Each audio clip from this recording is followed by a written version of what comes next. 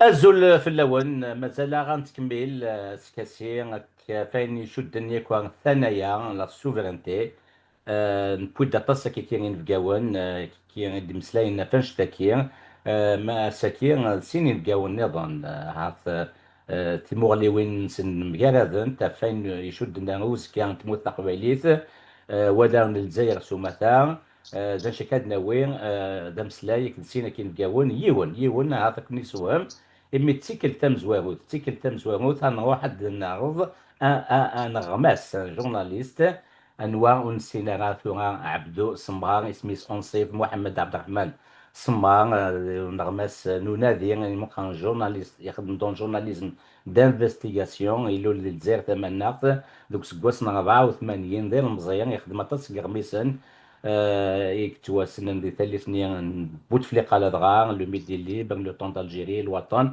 لكن توغا الا يون تاني دا من زاويه إذا كان منقر ان جورنال اون لين دانفستيغاسيون الجيري بارتي كلان اليوم بحريش نا يبويد تكتير سي ميديا بارت اي هي بغير لاضيل اسينير عبدو السمار زوفلي بونجور عبدو السمار. Azul Fellak Rachid, merci beaucoup pour l'invitation. Et ça me fait plaisir de rencontrer nos compatriotes au Canada, que nous négligeons souvent et régulièrement. Et ça me fait vraiment plaisir de débattre avec vous aujourd'hui. Mes salutations à notre invité, à notre ami qui est avec nous aussi. Voilà, donc Abdou vient de nommer le deuxième invité, c'est Ahmed Saïdi, militant kabyle de Montréal, moyenner à Zulflag Ahmed. Zola Rachid, Zola Abdo, c'est pas vraiment quoi là, donc je suis Tagine, et puis de l'Union Abdo, et puis l'essentiel c'est de débattre et puis essayer d'avancer des idées qui vont être porteuses de solutions, de perspectives, éventuellement aussi bien pour la Kabylie et l'Algérie en général. Très bien. Très bien. À vous deux, Abdou et Ahmed, si vous me le permettez, j'aimerais bien faire une petite éditoriale, une introduction courte qui va être un peu qui va guider notre débat autour de quelques questions concernant l'avenir de la Kabylie et de l'Algérie en général. Donc voilà, je vais prendre un peu de votre temps pour la lire et même la transcrire pour qu'elle soit mais bien maîtrisé par nos auditeurs. Ceci pour dire que TQ5 Media ouvre des pistes de réflexion ces derniers temps, si vous l'avez bien remarqué, en respectant les avenues possibles avec différents acteurs politiques, nous donnons la parole à toutes les tendances dans la différence de leur diversité d'opinion et champs de compétences respectifs.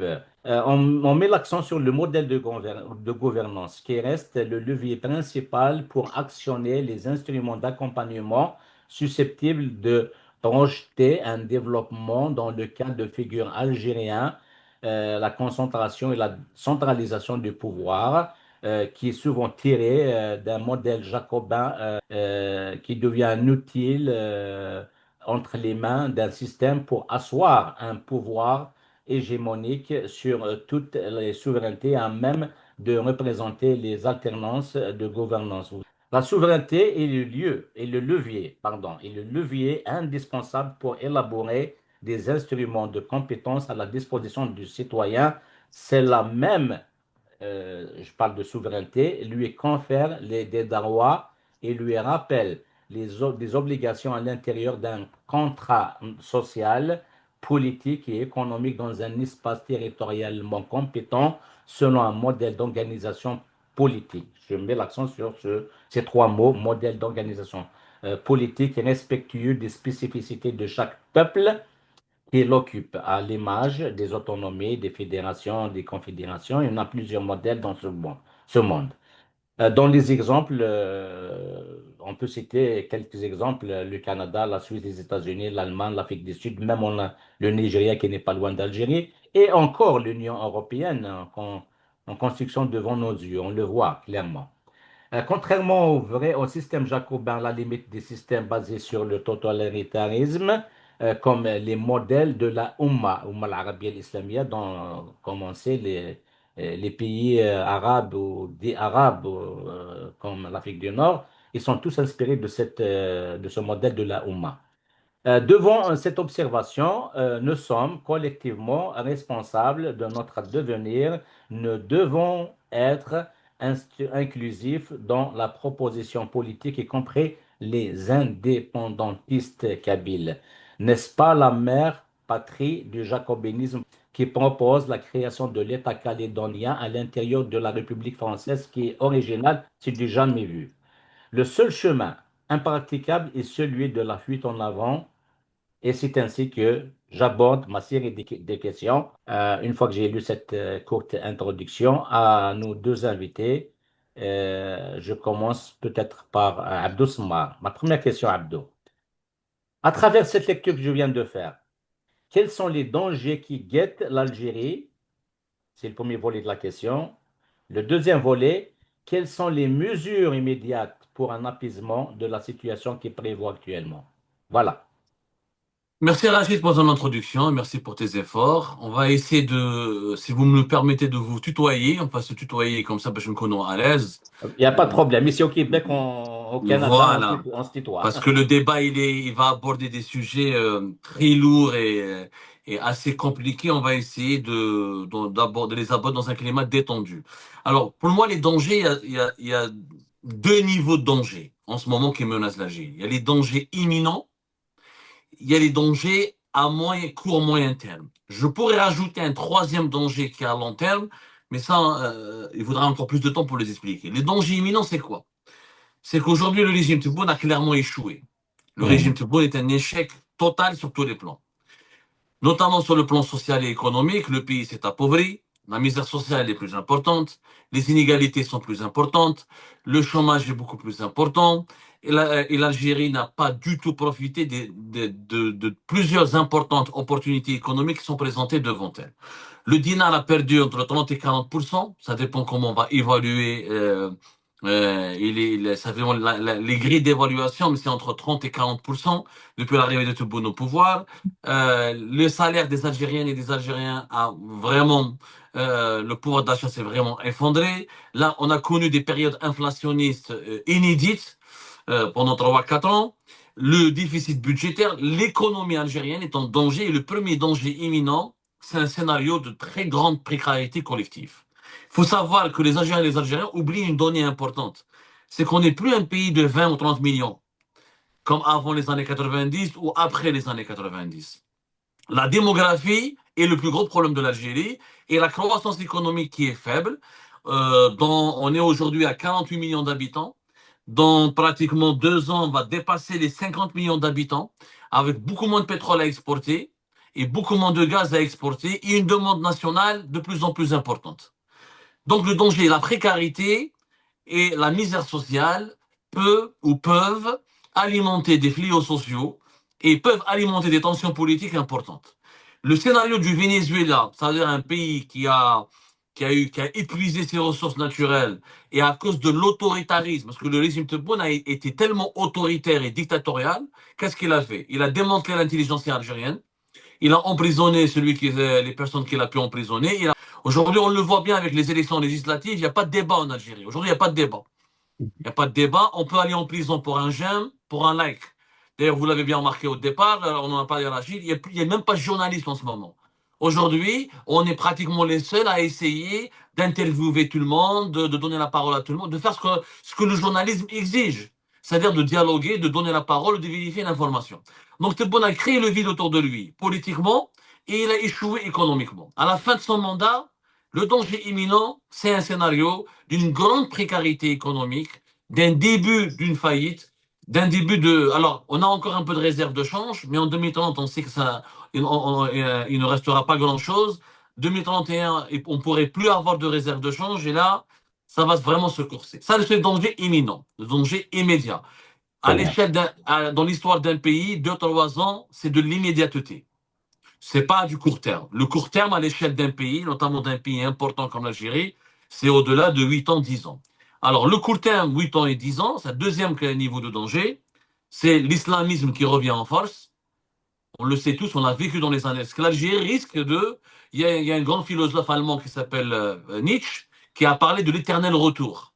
l'Algérie pourrait revivre le retour éternel de certaines crises, le retour de l'islamisme, parce que l'islamisme a prospéré, la misère sociale, l'absence d'une élite progressiste, le démantèlement du courant démocratique va profiter aux islamistes, clairement.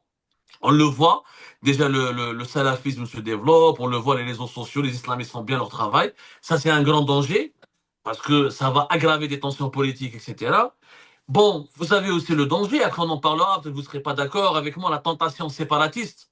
Il y a une tentation séparatiste, c'est qu'aujourd'hui, dans certaines régions, soit en Kabylie notamment, on va en parler après, il n'y a pas qu'en Kabylie, on parle de la Kabylie, mais il y a aussi le danger qu'il y a au niveau du sud, des frontières du sud du pays, avec les populations aujourd'hui demain Touareg, etc. Il est possible que les mouvements séparatistes Azawad, etc. peuvent déborder au-delà du territoire algérien. Donc, ça reste un problème qui a dans les 8 ans, dans les 5-8 ans à venir, il faudra l'anticiper, il faudra l'étudier de près. En plus, l'environnement géopolitique, il change. Et c'est que le régime Tebboune, à la fin de son mandat, d'ici 2029-2030, il va nous laisser une Algérie qui est inadaptée à l'ordre mondial. On a perdu nos alliés, on a perdu. C'est quoi aujourd'hui nos amis? L'Italie, la Turquie, le Qatar. Les États-Unis n'ont même pas d'ambassadeur à Alger pour le moment. L'Union européenne a eu une très mauvaise expérience avec le régime Tebboune. On s'est brouillé avec les monarchies les plus importantes du Golfe, comme les Émirats. Les relations sont très froides et très superficielles avec l'Arabie Saoudite. On a raté les BRICS. La Chine et la Russie se sont un peu détournés. Donc, on risque d'avoir un risque d'isolement géopolitique important, avec une crise économique importante. Donc, il peut avoir une instabilité politique qui pourrait éclater à l'intérieur du pays. Et en plus, vous avez le risque migratoire. C'est qu'aujourd'hui, les jeunes Algériens veulent tous pratiquement partir, énormément partent, très peu reviennent, pour ne pas dire presque personne. On sera traité comme la source des problèmes migratoires. Alors, on a révélé une information importante qui est passée inaperçue. D'ailleurs, beaucoup d'Algériens n'ont même pas relaté, parce qu'ils en ont honte, ou parce que... C'est que nous sommes devenus, depuis 2025, les Algériens, nous sommes déjà devenus la première nationalité des migrants en situation irrégulière dans les pays européens. Ça, c'est nouveau. Il y a plus de migrants en situation irrégulière algériens en Europe que les Afghans, que les Syriens. Ils sont Voilà. en guerre. Alors nous, on n'est même pas en guerre, on n'est pas en guerre, on l'espère, on ne le sera jamais, mais on est déjà le premier fournisseur de migrants en situation irrégulière de l'Union européenne. Ça traduit réellement un malaise, un début d'une grande détresse. C'est plus un malaise, on est dans une détresse. Que les Algériens en situation irrégulière soient plus nombreux que les Syriens, que les Afghans, que les Soudanais, que les Yéménites, etc., ça veut dire qu'il y a vraiment une détresse. Et tout ça, ça peut générer des tensions politiques internes qui peuvent se traduire par plusieurs scénarios, sans oublier qu'il y a des ingérences étrangères. L'Algérie, rappelez-vous la Yougoslavie, rappelez-vous le Soudan, les Algériens pensent que l'Algérie est éternelle. Aucun pays n'est éternel. Des pays se divisent. Là, si vous dites aux Yougoslaves dans les années 80, si vous leur disiez, ah, mais votre pays n'existera plus dans les années 90, ils vous diront, mais vous êtes un malade mental. Nous, on est en Yougoslavie, etc., l'histoire, Tito, etc. Il y a un risque final de dislocation si la situation continue ainsi dans les 8 ans à venir. Et après, les projections Très sont bien. beaucoup plus complexes à mener. Il faudra plusieurs heures pour les expliquer. Très bien. Merci Abdo pour ces éclaircissements. Je ne sais pas si Ahmed Saïdi partage cette lecture de Abdo ou sinon, quelle est votre propre lecture? Pelmet Rachid, je remercie Abdou d'avoir fait cette lecture factuelle. Donc, s'il me permet, je vais en faire un pivot, plutôt un point d'appui pour rebondir et puis donner d'autres éclaircissements. Je retiendrai que vers la fin de son intervention, il a bien mentionné qu'il n'y a aucun pays éternel. Donc, il y a bien des facteurs qui sont exogènes, des facteurs propres à un système, à un pays, qui vont faire qu'il est en mouvement et qu'il peut être en mouvement dans un avenir plus ou moins proche en fonction si vous voulez, des aléas qui vont être composés et qui vont faire que ce changement-là adviendra. Mais moi, personnellement, je voudrais insister sur un autre point qui est très important, c'est celui de la nature du système lui-même. Ça veut dire que le régime algérien, nous connaissons qu'il a la façade du système, donc à savoir toutes les institutions qui composent l'État, aussi bien administratives que sécuritaires, et à l'intérieur de ça, vous avez une caste, vous avez ce qu'on appelle un pouvoir qui est l'épicentre de la gouvernance de cette Algérie, de ce territoire nommément appelé Algérie. Et puis, vous avez bien sûr tous ces petits poissons morts qui vaguent au gré des flots et des courants. C'est tous les partis politiques, ce qu'il appelle Abdessamad dans sa terminologie, les chiites, mais qui sont souvent récupérés, qui sont rappelés au gré du besoin, selon le degré du pourrissement et de l'avantage qu'ils peuvent présenter pour la gouvernance et pour le pouvoir lui-même. Sans trop les citer, vous saviez à qui je peux faire allusion, ce sont tous ces partis-là qui sont d'accord et puis qui peuvent faire semblant de faire de l'opposition en même temps. Mais ça, c'est la nature du système. Donc, il n'est pas propre à la gouvernance ou alors à la période de Tebboune. Plutôt, ça a été un modèle de gouvernance jacobin avec un système présidentiel ultra concentrateur de tous les pouvoirs. Et ça finit par créer des clivages à l'intérieur du système lui-même. Vous avez donc parfois des militaires qui prennent le dessus, parfois le pouvoir politique qui est incarné si vous voulez, dans son image la plus prompte, à savoir celle de la présidence.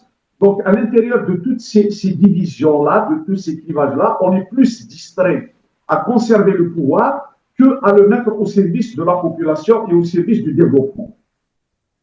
Une fois que ceci est dit, il y a encore d'autres facteurs qui sont exploités, à savoir l'extrémisme. Donc, on essaye de monter des courants extrémistes pour contrecarrer certaines évidences. Certaines évidences, et pourtant, qui sont des revendications légitimes. Nous avons bien vu que ces mêmes extrêmes, ils ont été opposés à la revendication des délices des années 80. Voire même, nous avons fait les frais des années 90. Mais comme le pouvoir, ou alors les faiseurs de décision à l'intérieur de l'Algérie ne retiennent pas la leçon, ils sont en train de reprendre exactement le même itinéraire en favorisant certains courants islamistes qu'on appelle Bedissia Novembaria.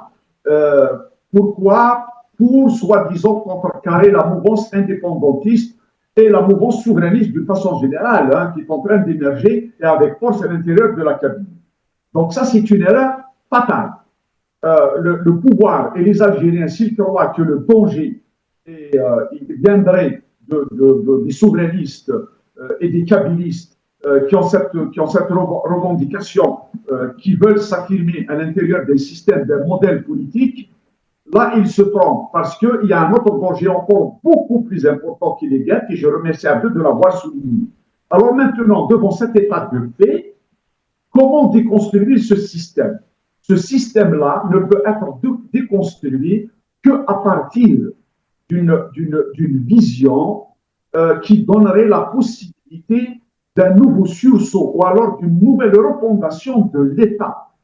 Cela suppose que tous les pouvoirs qui sont concentrés au niveau de ces entités-là qu'on a nommées, à savoir des fois sécuritaires, des fois politiques, présidentielles, et puis essayer de les évacuer vers la périphérie en créant un autre modèle d'organisation politique. Le modèle qui conviendrait peut-être pour l'Algérie serait des modèles qui peuvent aller d'une autonomie, qui peuvent aller jusqu'à une fédération. Mais à plus forte raison, la Kabylie doit regarder avec sérénité les atouts qui peuvent la rendre beaucoup plus, beaucoup plus assumée à l'intérieur de cet espace, non tout simplement algérien, mais nord-africain et méditerranéen de façon générale. Et là, ce n'est pas à moi juste de le dire, ni plutôt dans une convergence de propositions que les Kabyles eux-mêmes peuvent discuter et dont ils doivent faire le choix, y compris l'option indépendantiste. Donc voilà ma vision au-delà de ces paramètres factuels que Abdou avait mentionnés, à savoir l'inflation, à savoir la dégradation de la structure sociale, économique de l'Algérie. Il y a encore un autre danger qui a été préfabriqué, c'est celui de l'islamisme et de l'arabisme, non tout simplement dans la naïveté de ce pouvoir, il croit contrecarrer la Kabylie, qui vient apaiser dans ses référents parce que c'est des référents historiquement, si vous voulez, qui ont évolué et qu'on ne peut pas effacer parce qu'on va leur opposer des dogmes ou alors des idéologies, mais plutôt ces mêmes dogmes et ces mêmes idéologies deviendraient un danger susceptible d'aller vers l'effacement avant même la proposition indépendantiste ou alors la proposition séparatiste, comme il l'appelle Telmi Farachi. Merci Ahmed, merci Abdo. Donc, de par vos réponses respectives, je confirme que la situation est inquiétante et requiert une action courageuse dans la perspective d'un apaisement politique. Sinon, l'embarrassement que chaque Algérien trouverait à la mesure de sa revendication trouverait un climat d'affrontement qu'il faut absolument prévenir à éviter et éviter. Parmi les mesures d'apaisement politique suggérées sont, tout le monde le dit, c'est la libération des détenus d'opinion, l'abrogation de l'article 87 bis et toutes les mesures répressives, et enfin l'ouverture des champs politiques et médiatiques. Ce qui m'amène à la prochaine question. On a parlé de la menace de la séparation de la Kabylie, et Abdou, il a même cité les Touaregs. Ma question est la suivante. Dans quelle mesure la refondation de l'État dans un modèle d'organisation politique peut être une avenue pour la Kabylie en particulier et l'Algérie en général? Je commence par Abdou. Rachid, moi je pense que la Kabylie, elle est étroitement liée, elle sera intrinsèquement liée à l'Algérie pour toujours. Il n'y a pas de solution locale pour la Kabylie sans solution nationale pour l'Algérie. Ça, vraiment, c'est le grand point de divergence que j'ai avec pas mal de militants de tendances autonomistes ou de tendances indépendantistes ou des militants kabyles tout court qui ne sont ni indépendantistes ni autonomistes mais qui sont dans une forme d'opposition radicale ou dans une forme d'opposition quelconque. Pourquoi il n'y a pas de solution locale pour la Kabylie sans une solution nationale pour l'Algérie? Parce que la Kabylie, elle est ultra dépendante de l'Algérie. Il faut savoir que à la différence de pas mal d'autres territoires qu'on peut retrouver dans les pays méditerranéens, comme la Corse par exemple, ou comme la Catalogne, ou comme, je ne sais pas, comme le Rif marocain, ou comme certaines régions en Libye, ou même en Afrique subsaharienne, la Kabylie, elle vit de l'Algérie. Il faut savoir que le nombre de Kabyles qui vivent à travers tout le territoire algérien est beaucoup plus important que le nombre de Kabyles qui sont en Kabylie. Un, il y a une interdépendance. La Kabylie, son économie locale, ses activités économiques vivent aussi de l'Algérie. Les zones industrielles de Arbou, etc., par exemple, ou les micro-entreprises de Tizi Ouzou, etc., vivent et se développent essentiellement de leurs activités, de leurs échanges avec le reste de l'Algérie. Donc la solution n'est pas locale. La solution, elle est nationale. Ça veut dire quoi? Ça veut dire que nous avons besoin d'un renouvellement d'abord générationnel des dirigeants algériens. Le problème du régime actuel, c'est que c'est un problème biologique. Nous avons, il faut le dire, des dirigeants d'âge très avancé, avec tout le respect que j'ai pour les personnes âgées. Hein. Je ne fais pas du jeunisme. Je ne dis pas que il y a des bons présidents à travers l'histoire qui sont âgés de plus de 70 ans, de 80 ans. Le problème n'est pas là. Je parle du système dans son fonctionnement. Il reste basé sur une vision du monde, sur des doctrines qui ont été bâties dans les années 70 ou après l'indépendance de l'Algérie. Donc ça, il faut un renouvellement mental et un renouvellement générationnel. Deux, il faut un autre mode de gouvernance. Et puis, la grande question, c'est qu'aujourd'hui, l'Algérie a testé un modèle, qui est le modèle d'un État unitaire, on a expérimenté depuis l'indépendance. Est-ce que ce modèle peut fonctionner encore et par quoi on va le remplacer? La réponse à cette question, elle dépend d'une autre question. C'est quelle Algérie on veut? C'est ça le problème. C'est que là, les Algériens, les Algériens, mais les Bénèches, on ne sait pas de quelle Algérie on veut. Quand on parle aux Algériens, et on parle de logement, on parle d'acquis sociaux, on parle de problèmes sociaux, etc. Quand on leur parle politique, il y a plus ou moins des revendications et des causes qui sont communes, etc. On le voit depuis 2019. Mais il n'y a pas de vision. Personne ne sait ce qu'il veut faire de l'Algérie dans 20 ans, dans 10 ans, dans 5 ans. On ne sait pas. Donc, est-ce que l'État unitaire tel qu'il existe aujourd'hui, il peut fonctionner? À mon avis, un grand territoire comme l'Algérie, c'est illogique de rester un État unitaire. C'est illogique. On a dupliqué le modèle français. La France, elle-même, c'est l'espace d'une région en Algérie. Et on a tenté dans un grand pays comme le nôtre. Ça n'a pas marché. Il y a eu des acquis, quelques points positifs. La lutte contre l'analphabétisme, la construction d'un système social qui est fort, l'obligation, l'école obligatoire. Il y a eu la lutte contre l'habitat précaire, il y a eu quelques résultats positifs, mais c'est essentiellement grâce à la rente du pétrole et du gaz. C'est pas à cause de l'État unitaire. Donc aujourd'hui, moi je pense qu'il faut absolument qu'on ouvre un débat sérieux avec les décideurs algériens, mais pas avec Tebboune. Le problème, c'est que tant que Tebboune est là, il n'y a pas de solution. Moi, je suis sincère avec vous. Tant que Tebboune est là, il n'y a pas de solution. Parce que ce chef d'État, il a construit un système hermétique allergique au débat, allergique à la contradiction, qui ne se remet pas en cause et qui utilise des concepts et une idéologie héritée des années 70. Donc tu ne peux pas discuter avec quelqu'un qui a l'esprit arrêté et qui te considère dès le départ comme contradicteur, comme ennemi. Pour lui, tu n'es pas un contradicteur, tu es un ennemi. Donc il n'y a pas de possibilité. La solution viendra avec un nouveau président qui doit arriver, qui doit faire un diagnostic, qui doit comprendre que la réalité est complexe et qu'il faut des changements et des réformes complexes. Moi, je me bats depuis des années à la Chine. Je pense que mes émissions et mes écrits en parlent. Moi, je suis pour la régionalisation. Je suis pour une régionalisation. J'aime beaucoup l'Espagne. Pour moi, ça reste un modèle qui est pour moi le meilleur modèle, qui est culturellement, économiquement, l'Italie aussi. Les Algériens ne le savent pas beaucoup, mais l'Italie est un pays aussi un État beaucoup moins, un peu moins régionalisé que l'Espagne, mais c'est un État aussi qui est important. Vous vivez au Canada, on pourra en parler un jour, on pourra peut-être venir sur place et en parler, expliquer un peu. Est-ce que le modèle est canadien? Après, le Canada, c'est très différent, c'est un nouveau pays, c'est pas comme l'Algérie, c'est pas la même histoire, mais on pourra en débattre tout à l'heure. Tout Mais à fait. il faut absolument, dans l'urgence, aujourd'hui, l'urgence, c'est que le système doit se sauver lui-même d'abord en ramenant un nouveau président. Avec Tebboune, on ne peut pas continuer. On ne peut pas continuer, on est dans une impasse.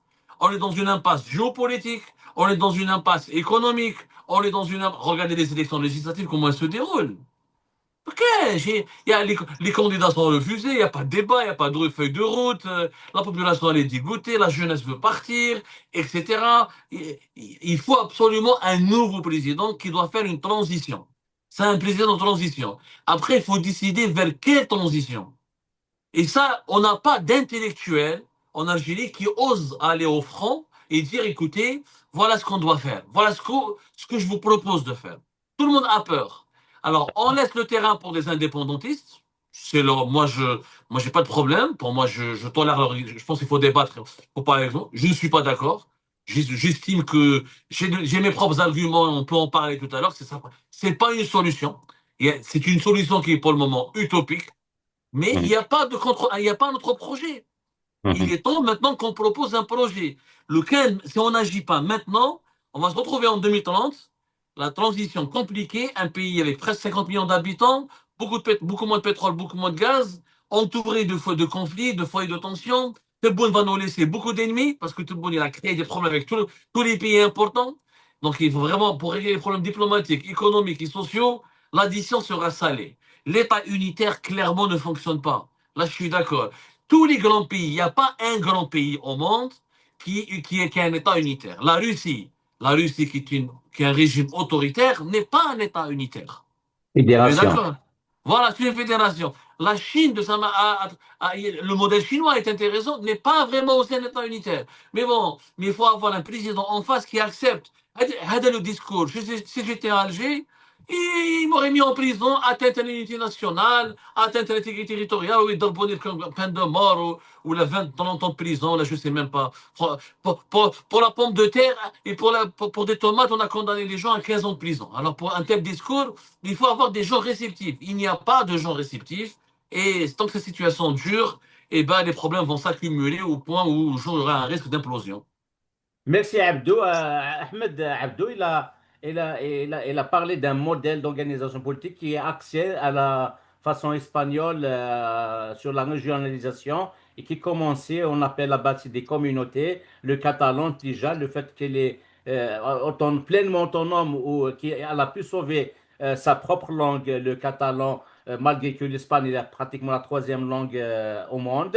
Donc, je ne sais pas si tu partages cet exemple de souveraineté, parce que souveraineté, c'est des paliers, c'est des options. Sinon, qu'est-ce qu'il pense, Ahmed Saïdi? Quel est le modèle ici le mieux pour l'Algérie? Un dicton chinois dit la chose suivante. Ce n'est pas parce qu'un arbre veut rester tranquille que le vent va s'arrêter de souffler. Alors, devant cet état de fait, moi je reprends à dos sur son propos.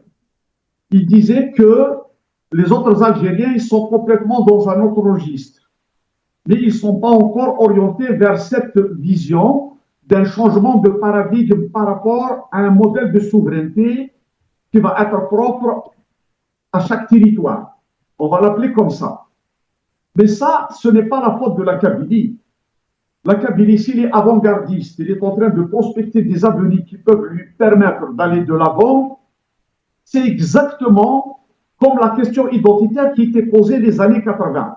Il a fallu attendre 20 ans, voire 30 ans plus tard, et encore, à peine, comme dit notre ami linguiste Hacheb, il dit que après tout ce temps-là, l'Algérie a officialisé le slogan.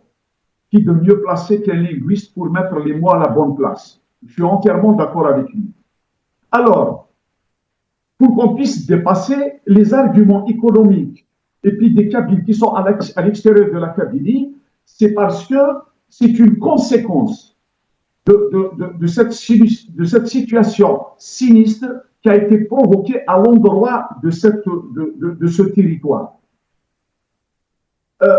Plutôt, moi, je ne voudrais pas qu'on personnalise, si vous voulez, sur des aspects qui sont parfois plus des raccourcis que des arguments qui peuvent tenir la route. Moi, je voudrais qu'on revienne sur la réflexion et la projection éventuelle qui va nous faire sortir dans un apaisement le plus, si vous voulez, serein possible. Et le MAC, il a le mérite d'avoir ouvert le débat. Maintenant, même si on n'est pas d'accord, mais il a ce mérite. Ça veut dire qu'il a posé un autre paradigme. Encore mieux, la proposition du MAC, nous la verrons juste sur un aspect ou alors nous la condamnons sur un mot. Séparatisme ou alors le morcellement du territoire algérien. Combien même des territoires étaient morcelés et puis ils ont eu l'intelligence et l'ingénierie politique adaptée pour qu'ils puissent se construire à l'intérieur d'un ensemble. D'ailleurs, Farhat lui-même l'avait dit, ça ne fait pas longtemps, dans l'une de ses interventions, une fois que cette souveraineté assumée, nous sommes prêts à discuter sur les portions dans un aspect de partenariat avec le restant de l'Algérie. Et ça, c'est une ouverture, c'est une brèche. Si nous faisions la lecture, eh bien, c'est ça qu'on peut appeler une confédération. Ça veut dire que les territoires qui sont souverains, combien même le Canada est parti de cette confédération, combien même la Suisse est partie de ce modèle de confédération, chemin faisant à l'intérieur de l'histoire, et puis ils ont fini par se convertir en une fédération. Ça veut dire plus que des États sont en train de se départir de portions de souveraineté qui sont les leurs, ils se retrouvent dans une si vous voulez, une complémentarité qui change même de statut et de dénomination politique et légale communément connue, soit régionalisation, comme il l'appelle Abdo, soit autonomie, soit fédération. Mais ce n'est pas tant l'appellation qui est importante, mais plutôt si le contenu. C'est sur ça qu'il faudrait vraiment avoir un regard beaucoup plus serein. Donc, moi je pense que il ne faut pas être fermé à des propositions. Et j'apprécie d'ailleurs la position d'Abdou qui est ouverte déjà en partant pour la discussion, et ça c'est un élément très important. Et c'est ça qui va nous permettre d'avancer. Une fois que tout ça est dit, il y a la chose suivante qu'il faudrait retenir. Il ne faudrait pas qu'on se parle par opposition. Il faudrait qu'on se parle par observation. C'est important. Parce qu'à partir du moment où on commence à s'opposer, on voudrait s'ériger en parrain. Donc, la Kabylie qui voudrait donner des leçons de démocratie, de façon de s'organiser, des croyances qui peuvent être admises sur les restants des populations algériennes ou alors des peuples algériens, eh bien, il se met en position de défaut parce qu'il veut être parrain, si vous vouliez, de référent ou alors d'une population qui a connu une trajectoire dans l'histoire qui est autre que celle de la Kabylie. Et c'est la même chose pour les autres Algériens, sous prétexte que la Kabylie est le cœur battant de l'Algérie ou pour d'autres raisons qui sont plus du sentimentalisme qu'autre chose. Excusez-moi, ouvrir juste une petite parenthèse, je parle sous votre supervision, vous qui êtes un docteur en physique Rachid. J'avais un ancien professeur en physique qui disait la chose suivante. Thermodynamiquement parlant, vous êtes instable. Vous produisez de la chaleur sans qu'il y ait de mouvement. Donc, ce qui est contraire à toutes si vous voulez, les lois de la physique. C'est ça qui arrive si vous voulez, dans ces approches algériennes et parfois aussi même kabyles. Au lieu de se repositionner d'une manière très visible et puis avoir un regard si vous voulez, de personnes responsables et discuter d'égal à égal, on se ramasse à dire que je peux parrainer ou alors je peux être le parrain du devenir de l'autre. Et ça, c'est une erreur qui est énorme. Et nous ne risquons pas d'avancer. Parce que sinon, les islamistes voudraient bien nous ramener sur la voie de la Oumma et sur les préceptes de la charia. Les autres qui veulent que le kabyle va être suprême et c'est une langue de référence pour toute l'Algérie. Non, ça c'est une fausseté. Nous avons pris des trajectoires qui sont différentes, nous sommes arrivés à des points qui sont différents. Alors le seul moyen maintenant à ce qu'il y ait une construction, il faudrait que ce soit fait à l'intérieur de la citoyenneté. Parce que la citoyenneté, c'est un ensemble de droits et c'est un ensemble d'obligations qui sont tout le temps négociées. Qui de mieux placé pour le relater que nous qui vivons ici au Canada. J'ai bien ici des voisins qui sont italiens, d'autres qui sont québécois, d'autres qui sont des hindous, mais nous nous rencontrons sur un seul principe, c'est celui de la citoyenneté. Donc la construction à venir, il doit être là. On doit remettre toutes les souverainetés qui vont permettre à ces populations dans leur territoire respectif si vous vouliez, de vivre pleinement leur identité, leurs ambitions, leurs aspirations et leur imaginaire collectif. On s'entend bien, mais on peut se rencontrer comme l'Europe est en train de se construire. On peut se rencontrer sur l'harmonisation des taxes douanières. On peut se rencontrer sur certaines portions de souveraineté, avoir une monnaie commune. Et pourtant, la France a bien voulu délaisser son franc et l'Allemagne son Deutschmark pour une monnaie unique qui s'appelle l'euro. C'est quel symbole qui est plus fort pour symboliser la souveraineté d'un pays que les trois éléments que je vais vous citer? La monnaie, la banque centrale et puis le Parlement. Et dans tous ces trois cas de figure, l'Europe a su faire chemin faisant à partir de 1958, quand on parlait d'un marché commun, jusqu'à la construction récente que nous connaissons actuellement, et toutes ces souverainetés ultranationales, ils prennent le dessus sur les souverainetés nationales. D'ailleurs, la monnaie a complètement disparu au profit de l'euro. Nous avons une banque centrale européenne qui a la primauté sur des décisions économiques et monétaires sur les banques respectives de tous ces pays qui le forment. Et vous avez le Parlement européen qui élabore des politiques et des lois qui prennent, si vous voulez, le dessus sur les lois des parlements respectifs. Alors, il faut avoir l'intelligence de dépasser, voire même le match.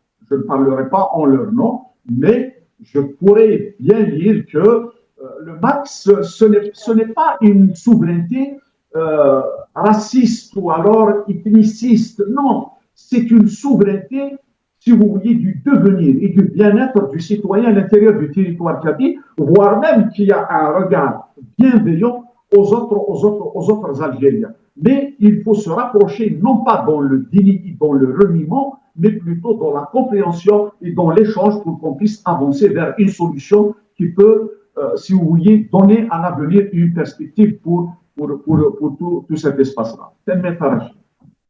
Merci Ahmed, merci Abdou. Je pense que vous deux, vous convergez vers le même constat qui est de passer à côté de la refondation de l'État est un signe de crispation et manque d'imagination qui relève d'une paresse intellectuelle. L'a bien dit Abdou, c'est ça le problème. L'élite n'aborde pas encore les questions de fond et ce qu'il a confirmé aussi à notre ami Ahmed. Donc cette fermeture des avenues d'une, et Ahmed il cite bien un mot que j'aime bien, l'ingénierie politique, cette fermeture des avenues d'une ingénierie politique intelligente ouvrira forcément la porte à la bêtise avec des conséquences incalculables pour la paix et la stabilité. Et je finirai, Abdou et Ahmed, avec une dernière question, parce que je ne veux pas que cette émission soit longue pour que le message puisse bien passer.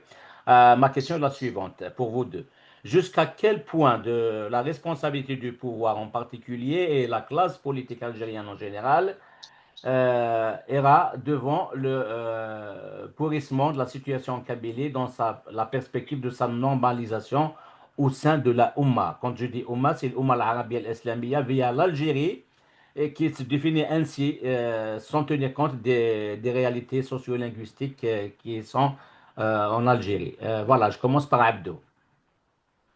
Rachid, je pense qu'il faudra relativiser un petit peu la détresse et le malaise de la Kabylie par rapport aux autres régions de l'Algérie. Moi, je suis pas très d'accord pour dire qu'il y a une spécificité du malheur en Kabylie par rapport à d'autres régions. Je rappelle quand même quelques fondamentaux. C'est que malgré tout, en Kabylie, on est beaucoup moins pauvre que dans plusieurs wilayas du pays. Que malgré tout, en Kabylie, il y a des infrastructures qui sont nettement de meilleure qualité par rapport à beaucoup de wilayas à l'intérieur du pays. Quand vous comparez, par exemple, Bdjaya ou Tizi Ouzou avec Bayid, avec Saïda, avec Tieret, avec Naama, avec Meshria, avec sur le Ghazlan, même pas avec d'autres wilayas de Msila, etc. Quand même, on s'en sort pas mal en Kabylie. Faut être tout à fait sincère. Le problème, encore une fois, de la Kabylie, c'est qu'elle est ciblée politiquement. On l'essaye, le régime algérien, notamment le régime Tebboune, les dirigeants du régime Tebboune. Moi, c'est très important pour comprendre qu'il y a eu un avant et un après. L'Algérie n'était pas la Suisse, bien sûr, avant le régime Tebboune. On n'était pas en Suède avant le régime Tebboune. Mais avant, qu'on le veuille ou non, il n'y avait pas un autoritarisme aussi absolutiste. Le dinar se portait mieux. Et les amis, regardez, quand même, les statistiques sont claires.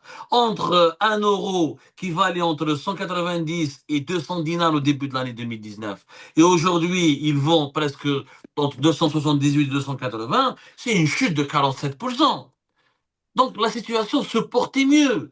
Les gens du MAC manifestaient à l'époque de Bouteflika. Qu'on le veuille ou non, ils sortaient le 20 avril. Ils étaient un petit peu en mal des surveillés, mais ils étaient tolérés. Il n'y a pas eu l'équivalent de Jamal Ben Smaïl à l'époque du régime de Bouteflika. Le durcissement du régime actuel est passé par une instrumentalisation de la Kabylie. La Kabylie a été instrumentalisée en 2019 pour casser le Hirak. Pourquoi? Pour casser le Hirak, il fallait faire croire aux Algériens et aux Algériens que le Hirak est une invention kabyle.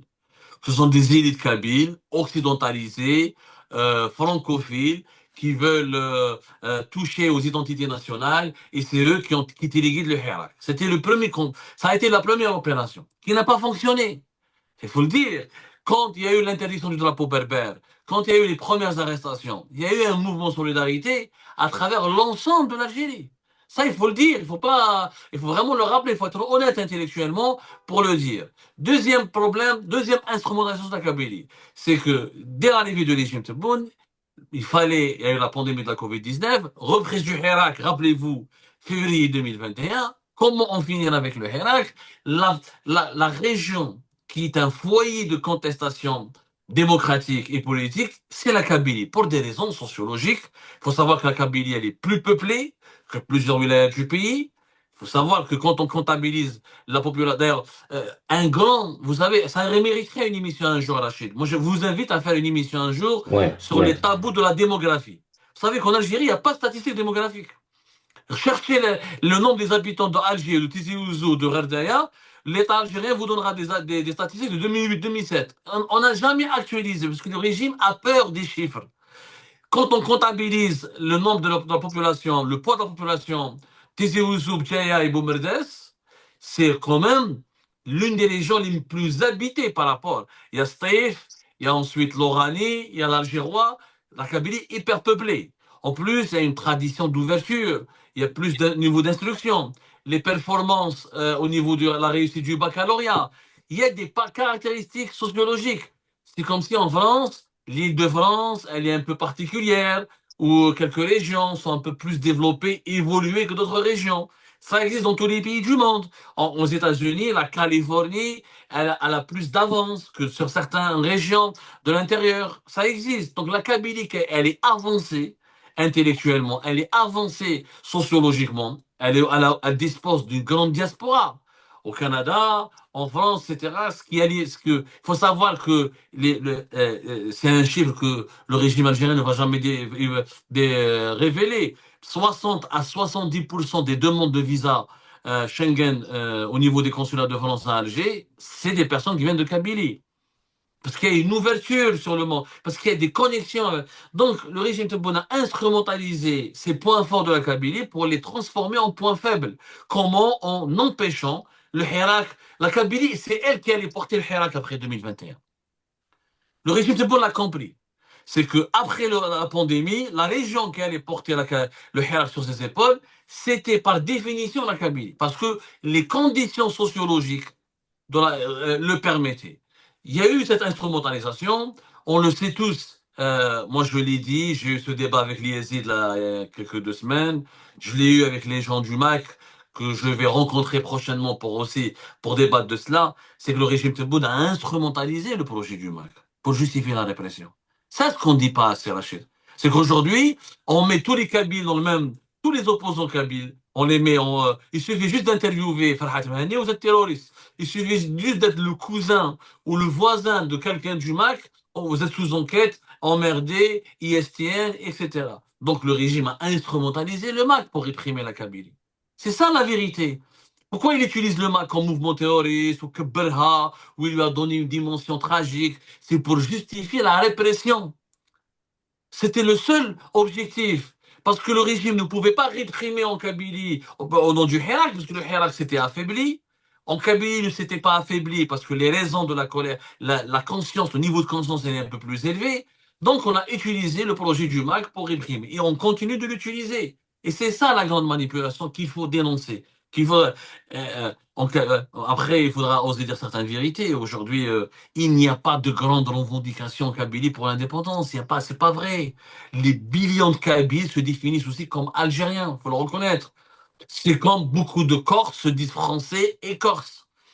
Ça voilà, ou vendéen, ou alsacien. Il y a des spécificités régionales qui n'empêchent pas le sentiment d'appartenance à un pays. Et encore une fois, il y a énormément de Kabyles qui ont grandi hors Kabylie. Donc c'est un problème qu'il faut prendre dans sa complexité. Aujourd'hui, il n'y a pas le courage ni au sein des partisans du régime, ni au sein de l'élite intellectuelle en Algérie, ni au sein des opposants de faire certains constats. C'est que le régime Tebboune fait de la manipulation. On a utilisé et on a instrumentalisé les MAC, le MAC et ses partisans pour réprimer à tout va. Et ça a marché. En plus, pourquoi ça a marché? Il y a eu l'affaire Jamel Ben Smaïl, dont personne ne parle aujourd'hui. On est une minorité à encore parler de l'affaire Jamel Ben Smaïl. Elle a été enterrée. Alors qu'il y a des gens qui ont été condamnés à mort. Moi, j'ai fait un plateau avec des gens qui ont été condamnés à mort, ils n'étaient même pas présents. Qu'est-ce que ça veut dire cette instrumentalisation de l'affaire? On connaît toujours pas la vérité sur l'affaire Jamel Mesmaïl. C'est quand même assez grave. Le bilan des victimes des feux de forêt de Kabylie, ouah. Oui, le bilan, ils ont fait une commission d'indemnisation. Elle est où cette commission d'indemnisation? Qui a été indemnisé? Qui ne l'a pas été? Personne n'enquête, personne ne... Parce que tout le monde a peur. Pourquoi? Parce que tout le monde a compris en son fort intérieur qu'on est en train d'utiliser la Kabylie pour assurer le maintien du régime. Le régime, aujourd'hui, il a une priorité. Plus de Hirak, plus de contestation. Ils ont eu la peur de leur vie en février 2019. Ils ont eu la peur, ils ont paniqué. Ils essayent maintenant de tout faire pour que ce scénario ne se reproduise plus jamais. Alors, on utilise le MAC, on utilise le Maroc, on utilise Israël. C'est comme ça. Sauf que, voilà, ces arguments vont finir par perdre de leur validité, puisque l'actualité va évoluer, va devenir plus compliquée, et que les problèmes socio-économiques vont tellement se multiplier, se renforcer, qu'à un moment donné, les Algériens vont comprendre, vont dire, attendez, tout n'est pas la faute du Maroc, tout n'est pas la faute du Maroc, tout n'est pas la faute d'Israël. Maintenant, on exige les bilans. Mais le régime, il a sa stratégie, durer le plus longtemps possible. Malheureusement, il n'y a pas en face de lui des mouvements d'opposition structurés qui peuvent identifier ses faiblesses et ses insuffisances pour l'affaiblir et pour établir un rapport de force favorable à la démocratie, aux droits de l'homme et à l'alternance démocratique. Abdou, ce que je reproche un peu à l'élite arabophone, et je l'ai bien dit comme vous, je l'ai bien dit à Nordin Boukrouf aussi, c'est que vous ignorez un peu ce que la Kabylie cherche. On dirait, vous l'avez réduit à un problème de ventre, d'économie. Vous avez parlé que la Kabylie, au même titre que les autres régions, elle souffre de chômage, de manque de denrées alimentaires, etc. Mais la Kabylie cherche plus que ça. Vous avez cité l'exemple de la Catalogne. Catalogne, elle a son propre parlement. Elle a son propre gouvernement. Le système éducatif il est basé sur la langue catalane. Oui, mais Rachid, qu'est-ce qui te Égale fait dire que la université. Kabylie veut ça aussi? C'est quoi Oui. les Mais indices? est-ce que vous êtes d'accord avec ça? Est-ce que vous êtes Attends, pour la réforme de attends, l'État pour que Rachid, la Kabylie? moi je suis un démocrate, Oui, oui, S'il y a une revendication populaire dans ce oui. sens, j'ouvre le débat et j'en parle. Mais Rachid, le problème n'est pas ce que je suis d'accord. Est-ce qu'il y a cette revendication? Les Kabyles, quand ils sont sortis dans le Hirak, ils n'ont pas dit qu'on veut un parlement régional. C'est faux. Kharrata, le Hirak, il a commencé où? À Kharrata, après les événements de Khishla, avec Rachid Nekez. C'était juste des protestations de colère. Mais le mouvement, la première action structurée du Hirak, c'était à Kharrata. Ils n'ont jamais demandé un parlement régional, ils n'ont pas demandé qu'on soit comme des Catalans, Mais ça allait etc. venir, ça allait venir. Mais les Ah Kabyles cherchaient bah, d'abord Rachid, entraîner je ne suis l'Algérie pas dans un Madame Soleil. changement.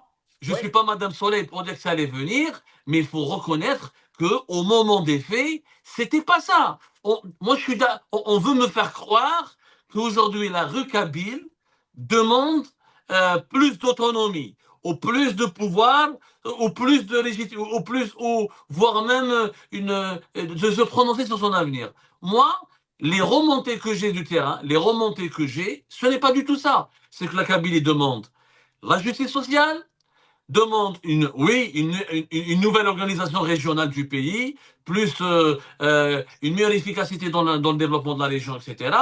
La revendication principale, franchement, je suis pas, parce que Rachid est arabophone, je suis pas totalement arabophone, puisque j'ai quand même des origines kabyles assez prononcées. La oui, majorité bon. des Kabyles sont d'accord sur un point, c'est l'identité et la culture. Ça, c'est sacré. Il n'y a pas un Kabyle qui n'est pas d'accord là-dessus. Par la suite, le deuxième accord, c'est une autre gouvernance et plus d'efficacité et de la démocratie. C'est tout. Mais il n'y a Hmm. pas un accord. Je suis désolé, je parle avec beaucoup de Kabyles. Je ne vois pas des millions de Kabyles qui seraient d'accord. Sinon, on l'aurait su. Sinon, il y aurait eu des Mhm. manifestations, des bras de fer. C'est pas le cas, malheureusement. C'est pas le cas, il faut dire la vérité. Malheureusement, je ne peux pas continuer à donner mon opinion parce que je voulais juste. Peut-être, C'est Ahmed, l'objet du débat quand même, Rachid. oui, oui, c'est C'est bien, ça. c'est bien Ahmed, de voir, est-ce que tu as des choses à dire, Ahmed, par rapport c'est à bien de ça? voir aborder la question sous cet angle-là. J'apprécie absolument votre façon de m'avoir tendu la perche sur ce point-là. Parce que vous voulez nous faire croire que politiser le folklore est une revendication. Or que c'est une erreur monumentale. Le Kabyle, effectivement, on nous a habitués. Et à travers tous les partis politiques, il y a eu des revendications de cette nature-là. Quelquefois, on est venu installer une pancarte avec Tépinard sur le siège d'une APC. Quelquefois, on a montré à la chaîne de télévision algérienne un chanteur avec une danse folklorique. Tout ça, on nous a fait croire que la revendication, elle a été pleinement euh, donc satisfaite. C'est ça qu'on appelle politiser le folklore. Alors qu'à chaque fois, vous voyez, hein, la revendication politique, elle a été satisfaite. Non, la Kabylie, c'est autre chose que ça. La Kabylie, c'est une âme. La Kabylie, c'est une organisation sociopolitique. C'est une organisation culturelle. Tous ces référents-là, ils ont accompagné ce peuple qu'on appelle le peuple kabyle pour devenir ce qu'il est maintenant. Jusqu'à quel point vous-même vous le reconnaissez que c'est le cœur battant de l'Algérie. Tant mieux. Si c'est le cas, ce cœur-là, il faut bien le soigner. Comme ça, sinon, le restant du corps, il va mourir. Ça, c'est juste pour la petite anecdote. Permettez-moi aussi de revenir sur un autre point. Quand on parle du Hirak, le Hirak, et je me rappelle de l'émission que vous avez organisée avec Farhat Mhenning dans la chaîne de Amal TV. Il vous a dit que vous allez voir comment il va s'essouffler. Et sur ce point, on ne peut pas le contredire. Pourquoi? Parce que c'est la plus grande escroquerie politique. Et la preuve, je vais vous la donner d'une manière très simple. Tebboune lui-même l'a nommé comme étant le Hirak el-Moubarak. C'est de la récupération. Je termine. Alors, sur tous ces points-là, ça a été une somme de slogans. Ça, c'est des slogans. C'est exactement comme les slogans que nous avons portés tout au long de la revendication identitaire kabyle. Les préalables démocratiques. Nous avons parlé de l'égalité homme-femme. Pendant ce temps-là, les autres régions d'Algérie liées bien de nous. Et la preuve, après l'ouverture démocratique, nous savons très très bien quel chemin qui a été suivi et le choix politique qui a été fait par les autres Algériens. À savoir, ils ont porté bien une mouvance islamiste au pouvoir. Donc, la réalité des choses, il finit toujours par me rattraper. Maintenant, me dire que tous les Kabyles ne sont pas d'accord, moi je vais vous opposer la chose suivante. Tous les Kabyles, au train où vont les choses, ils sont tous souverainistes, simplement. Et ce sont les niveaux de souveraineté que les Kabyles auxquels ils adhèrent. Il y en a ceux qui sont pour la régionalisation et il y en a ceux qui sont, comme Rachid le disait. Donc, dans cet état de fait, il n'y a pas de Kabylie, si vous voulez, qui est complètement d'accord avec le système jacobin. Il y a des Kabylie qui revendiquent des niveaux de souveraineté qui sont proportionnellement différents des uns des autres. Et le plus accompli parmi eux, vous avez le MAC, qui le dit d'une manière très assumée qu'il veut l'indépendance. Maintenant, moi, en tant qu'intervenant, je ne dirais pas que telle option est meilleure que l'autre, même si j'ai un peu au fond de mon cœur donc une option que je privilégie. Mais il resterait que la Kabylie, il est diverse. Dans sa diversité, il regarde les différentes options de souveraineté qui vont lui réapproprier, si vous vouliez, ces éléments autant que référents. Alors, dire que les Kabyles ne sont pas d'accord. Les Kabyles, ils sont d'accord à toute proportion gardée en fonction de leurs aspirations à un niveau de souveraineté. Il y en a ceux qui sont régionalistes, il y en a ceux qui vous disent qu'il vaut mieux le fédéralisme, il y en a ceux qui ne comprennent pas parce qu'ils ont été biberonnés sur les concepts de la politique folklore. Et c'est pour ça qu'ils ont marché, ils ont tellement aimé le folklore du Hirak qu'ils se sont engouffrés et ils l'ont porté avec bienveillance, croyant que le changement allait venir de là. Alors, Abdo, s'il vous plaît, vous avez beaucoup d'appoint, vous avez beaucoup d'intelligence pour savoir prendre, si vous voulez, le débat vers une hauteur qui est beaucoup plus... Oui, justement, Ahmed, juste parce que non, le débat est vraiment... Peut-être qu'on devra faire un deuxième round. Ah, Rachid, un deuxième round la semaine prochaine, parce que sinon on va beaucoup tarder. Moi je dirais pas quand même la revendication identitaire, on peut pas dire que c'est du folklore, c'est pas du folklore. Yen Nayel, c'est pas du folklore, ça fait partie de l'âme collective, de la Kabylie et de l'Algérie. Non, j'essaie juste quand je parle de l'unanimisme autour de la question identitaire, ce n'est pas du folklore. L'identité, c'est ce qui fait qu'on est, c'est ce qui fait qu'on respire. Moi, je me rappelle dans ma famille, mon grand-père kabyle, il me disait qu'à l'époque de Boumedienne, il pouvait pas parler kabyle à Alger. Que c'était mal vu de parler kabyle à Alger. Et que quand il pouvait à l'époque de Bouteflika parler kabyle et supporter la GSK et voir Mouloudi à GSK et voir qu'on pouvait on pouvait chanter en kabyle, dire Imaziren, etc. Ou la dire Oulesh Smah Oulesh, c'est quand même quelque chose qui a rendu, je termine, Ahmed, qui a rendu mon pauvre grand-père très heureux avant de mourir. Donc, vraiment, il faut vraiment dire les vérités. Il y a des Kabyles qui ont des aspirations à plus de souveraineté. Mais on ne peut pas leur donner le statut de représentant légitime de la Kabylie. Le problème que j'ai avec le MAC, Ahmed, je l'ai dit avec les gens, ils ont déclaré unilatéralement l'indépendance. Ils ont consulté qui? Il y a pas, comment tu peux déclarer unilatéralement? D'abord, un. De deux, qui dit que le MAC est le représentant légitime de la Kabylie? Il a été élu par qui? Il a été désigné. On ne peut pas parler de démocratie et exiger la démocratie. Il se comportait de façon autoritaire et de façon totalement inconsciente. Et on ne peut pas dénoncer un génocide culturel en Algérie et aller s'allier avec les Israéliens qui pratiquent un génocide ethnique et culturel en Palestine. Donc le MAC a souffert de beaucoup de contradictions. Moi, je vous invite franchement à faire un deuxième round, à faire un débat clair et net et précis, Rachid. Oui, Qui peut parler aujourd'hui au nom de la Kabylie? Qui peut se targuer d'avoir la légitimité de parler au nom de la Kabylie? À mon avis, personne. À mon avis, il y a autant d'aspirations que de Kabyles, comme il y a autant d'aspirations que d'Algériens. La Kabylie aujourd'hui, elle est profondément ancrée dans la complexité du problème algérien.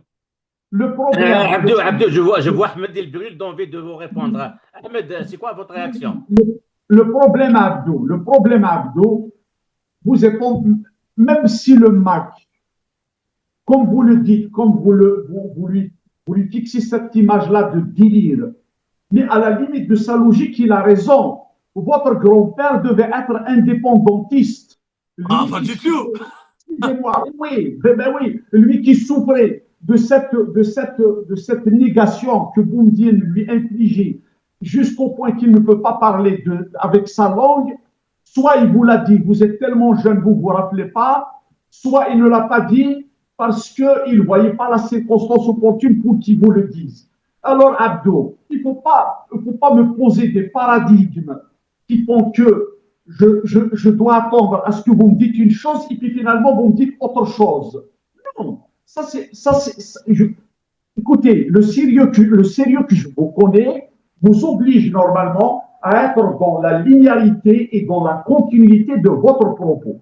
La Kabylie, s'il est arrivé, ou alors un groupe de Kabylie, ou alors un groupe d'illuminés, comme vous les appelez, pourtant, ce n'est pas tellement sympathique hein, d'appeler comme ça. Mais bon, je reprendrai mot à mot, ce groupe d'illuminés, c'est parce que chemin faisant, ils ont vécu une trajectoire que eux seuls savent exprimer, et ils l'expriment dans cette option indépendantiste. Maintenant, je ne vous dis pas qu'ils ont la légitimité à ce qu'ils soient représentés. Encore mieux, parce qu'en aval, ils disent la chose suivante. Alors, on ne peut pas quand même leur en vouloir d'avoir dit ça. Ils vous disent, allons-y vers un référendum. Mais attends, mais Ahmed, ils se contredisent. Tu peux pas déclarer unilatéralement l'indépendance et demander le référendum. Non, Attends, c'est comme si on va jouer un match de football et tu me dis le résultat à l'avance. oui, ils sont mieux placés, ils sont mieux placés pour expliquer. Ils vous disent parce que, Ils sont ils vous disent, difficilement. Je crois pas qu'il y ait une explication rationnelle à cela, on est d'accord. non, non, la rationalité, ils vous disent que la Kabylie n'est plus un sujet, il est devenu l'objet du droit international.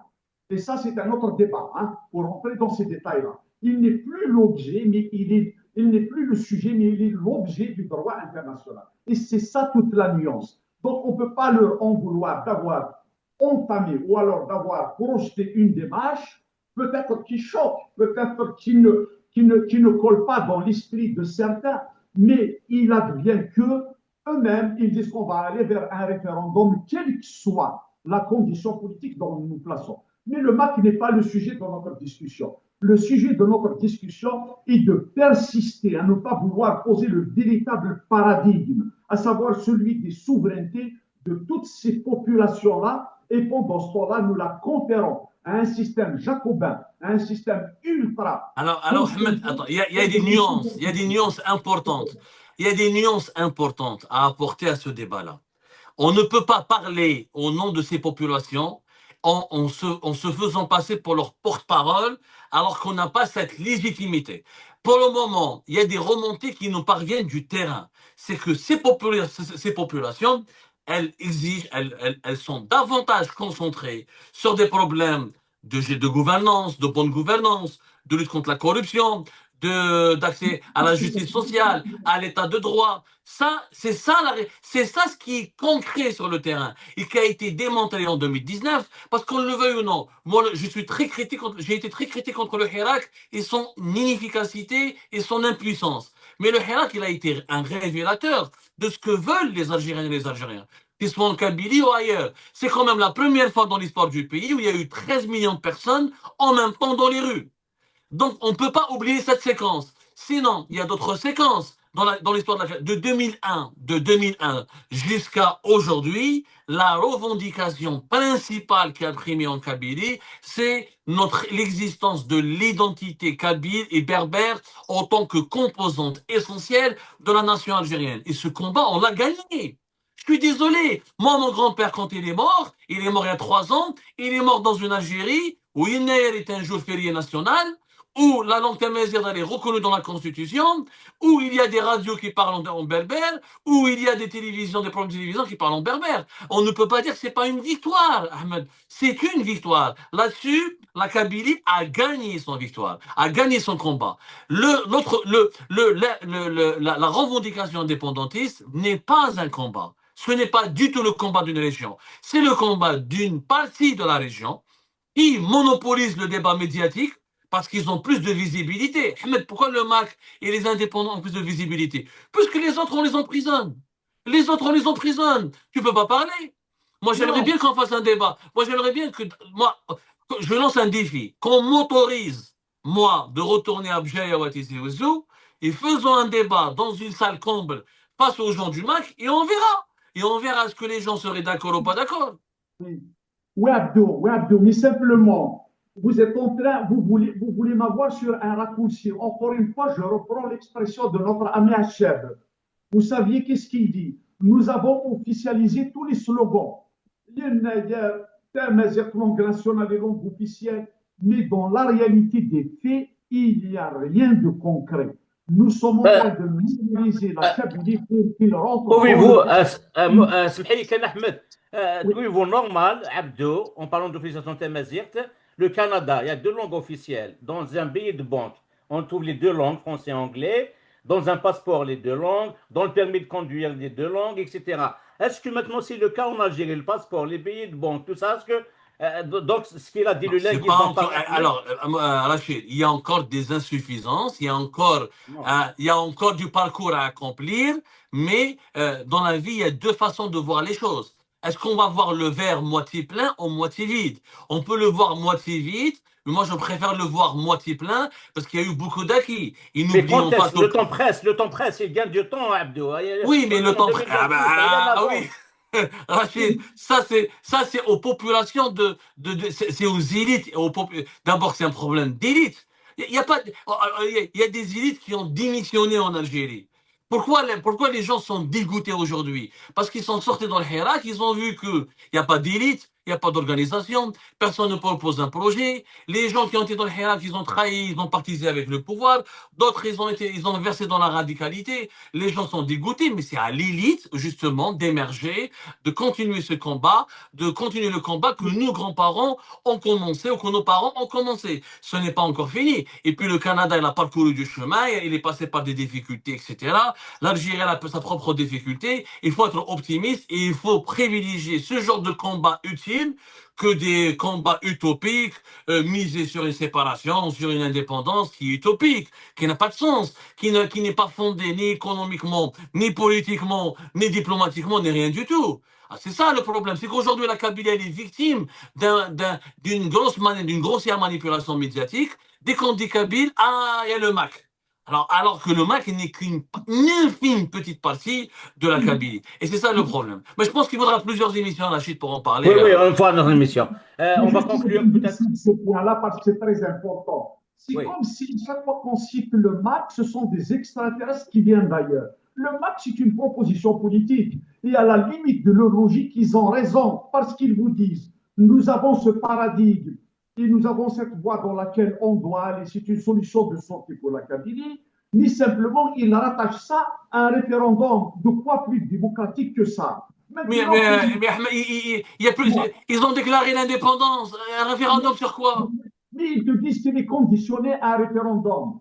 Ils, Euh, ils je- le, oui, oui, ils le disent comme ça. Ils le disent comme ça. Ils sont bien placés pour se défendre. Ils C'est-à-dire, sont ils font exactement comme Ahmed, ils font exactement comme le régime algérien. Ils imposent un projet, après ils disent on va consulter après la population. non, C'est mais ça non, en fait. non, non, là c'est quand même, Abdullah, vous êtes en train de faire de l'amalgame, parce que le MAC n'a pas d'outil de répression. Ça n'a rien à voir avec le régime algérien. Ce sont deux choses là de cas de figure. Le MAC, il est dans la proposition politique, c'est très important, il faut bien qu'on s'entende. Maintenant, on revient sur le Hirak.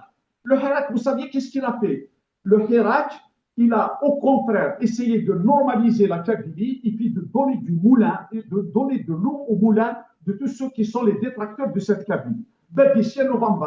Après, qu'est-ce qui est sorti? On a interdit le drapeau amazigh. Donc vous êtes en train de vous vanter comme quoi c'est un acquis. Ça fait pas longtemps que ça, 5 ans en arrière. J'ai expliqué les raisons de la manipulation. Je l'ai Et expliqué. pourtant, il y avait sécurité à l'intérieur.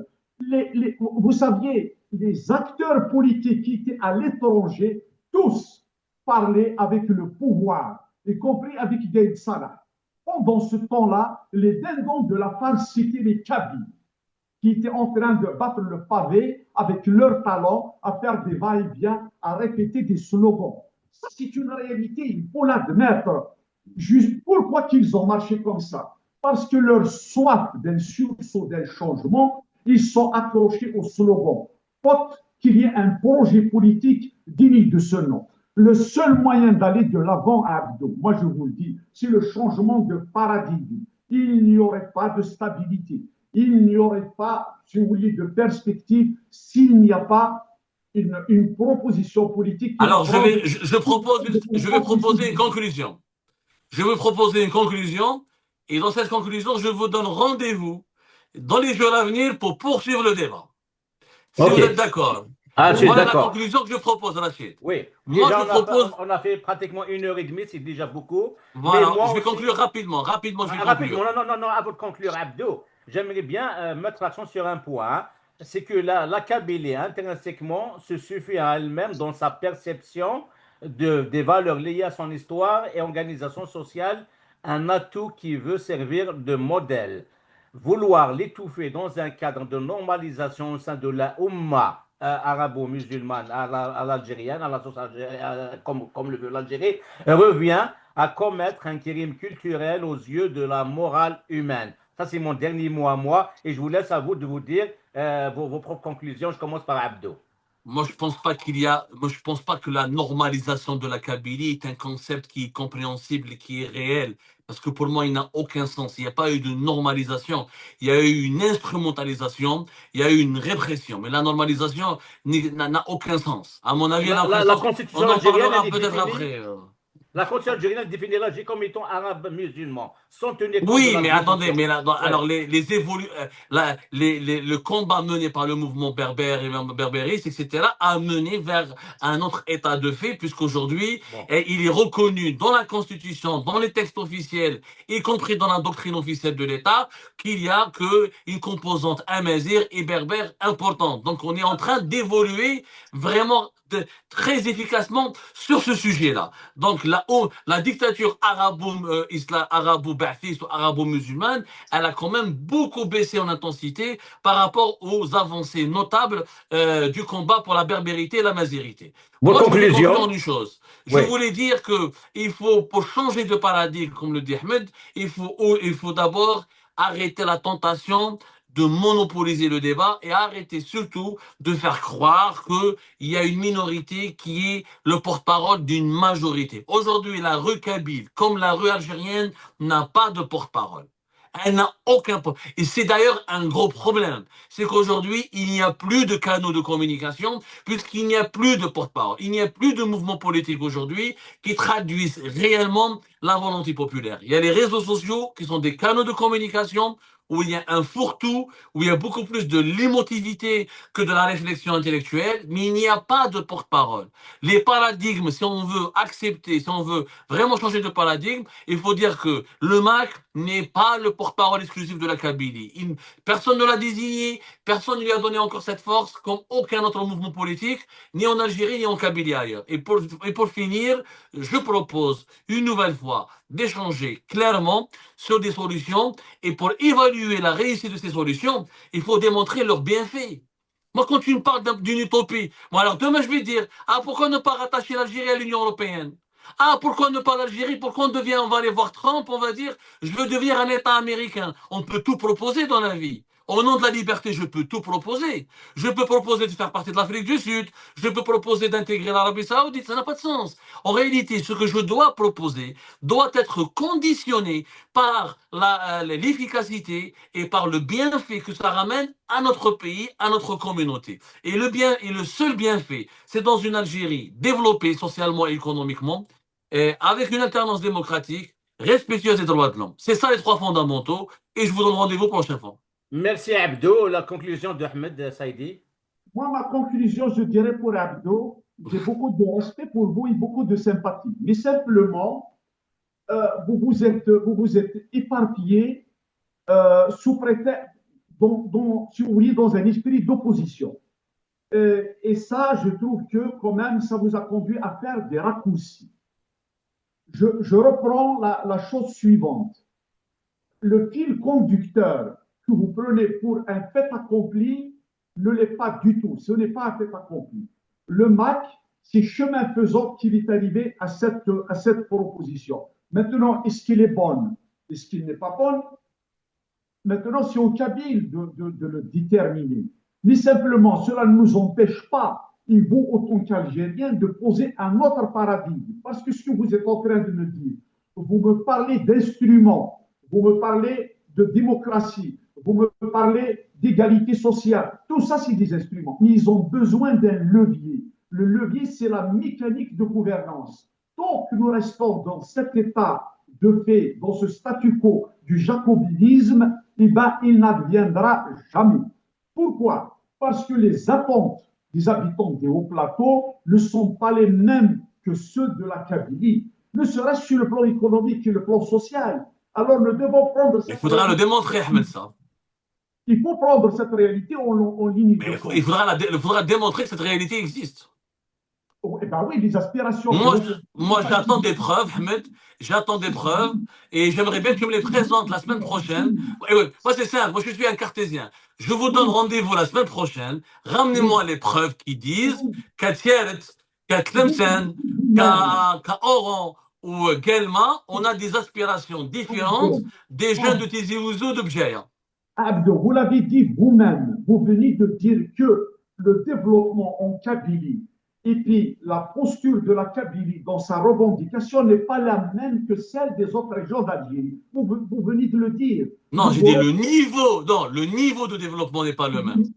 Mais c'est le niveau qui détermine les projections pour entrevoir quelles sont les avenues qui vont être bonnes pour une région et qui ne le sont pas pour une autre région. C'est normal. Il y a des régions qui ont besoin d'une construction, d'une infrastructure, plutôt une autre, et ils voudraient aller vers d'autres constructions.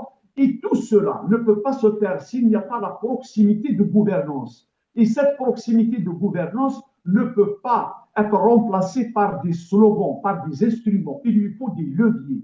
C'est pour ça que l'Algérie et les Algériens, comme vous, doivent regarder avec bienveillance un paradigme de gouvernance qui va être établi sur un nouveau modèle d'organisation politique. Et chaque région aurait à trouver des raisons qui vont faire qu'il va avoir cette revendication-là. La Kabylie, il les connaît très bien. Maintenant, pour les autres régions, ils doivent les construire, ils doivent les savoir. Et comme je disais tout à l'heure, la Kabylie n'a pas à être le parrain de quiconque et les autres n'ont pas à la parrainer non plus. Voilà le mot de la fin. Merci Ahmed. Merci Ahmed, merci Abdo. On va se rencontrer, on va se donner un rendez-vous pour un deuxième débat. Et puis maintenant, ce qu'il convient de savoir, c'est que maintenant, ce qui est la priorité, c'est de renforcer les débats entre les acteurs politiques et aussi entre les acteurs de médias. C'est pour ça que j'ai invité Abdou Samar. J'ai été invité par d'autres médias personnellement. Il faut renforcer donc la collaboration entre les différents partenaires médiatiques et politiques pour trouver la solution à la fois pour la Kabylie et l'Algérie ceci dit, merci Abdou Sma. Merci beaucoup, Rachid. Merci pour Ahmed pour ce débat-là. Et je vous donne rendez-vous à bientôt, Inch'Allah. Ahmed, Saïdi. Telmet Rachid, Telmet Abdo, j'apprécie Merci. votre ouverture d'esprit et puis votre disponibilité à accompagner un échange d'une manière très constructive. Et j'espère qu'on va se recroiser. Et si jamais vous venez ici au Canada, vous serez invité à ce qu'on continue ce débat autour d'un bon repas et puis d'une manière très constructive et encore plus poussée. Je Telmet. l'espère. هكا نسانا ثقرا نسكسي كين كذا عبدو سمار كذا أحمد الصيدي هذه اللي محريش ويسين نسكسي غزات أكيد نسالي ثقرا ندير قيمة في ثلوي